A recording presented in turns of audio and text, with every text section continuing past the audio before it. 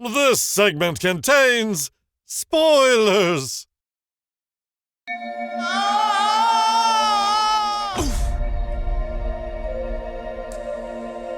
Soul is the latest movie by PIXAR, and it's available on Disney+. It's described by the filmmaker as a movie about a soul who doesn't want to die, who meets a soul who doesn't want to live. It's about a jazz musician who teaches at a junior high, and on the big night where he finally gets to play in a club that he's always wanted to play in, he falls in a manhole and dies. And then he goes to the great before, where he meets all these other souls who are preparing to come to Earth. Then the movie goes on to deal with themes about purpose and spark and joy and what we're all created to do. Yes, Dean, this story is about finding our spark, or finding what gives us purpose in life. And for Joe, who is the first PIXAR African-American main character, is actually trying to find his spark, and he finds it in jazz music. And the jazz music in the story is wonderful. It's a beautiful story because by the end, he really reflects back on his whole life, on all those seemingly insignificant moments, and recognizes that his purpose and his meaning in his life is actually found in all those simple moments.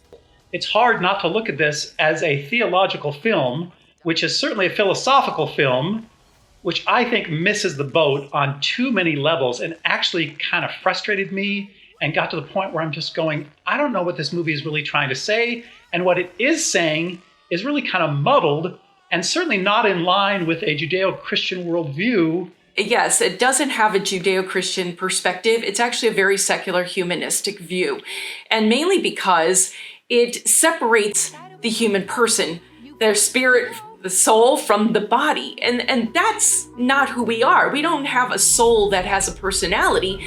We are a human person, body and soul as one. And this is where I had such a problem with it. It's this dualistic perspective of material and spiritual. This is where personalities come from? Of course. Do you think people are just born with them? The producer of the show knows I've never been comfortable with the name "Should Christians Watch" this show. I think that's up to you. There are things that happen in this movie where if I was watching with my kids at the end of the movie, I would have had to clarify as a Christian and say, if you follow that suggestion, what they're saying here, that everything's defined for you before you're even born, not that God has knit us together in the womb, that's true, and he's made us who we are, but that you have to find some spark, something that brings you joy, some sort of purpose. And all those things are, those things range from like soccer to cooking to music. But what about kindness? And what about hospitality? And what about other gifts of the Spirit or fruit of the Spirit where we're serving others? And the problem I had, my wife Beth, when we watched it at the very end, wanted that jazz teacher to go back to his school and find joy in teaching. Because if I was a junior high band teacher and watched this movie, I would be pissed off because it all but says that everything you're doing is useless. It doesn't show that the way that we give to others, the way that we become immortal by the people that we love and the people that we serve, and by finding joy in things rather than creating and receiving joy. And it just becomes this, I just think if you follow this, it's all about who you are, what you're supposed to be. And it's like some of us are just supposed to love others and love God and let him figure out the rest.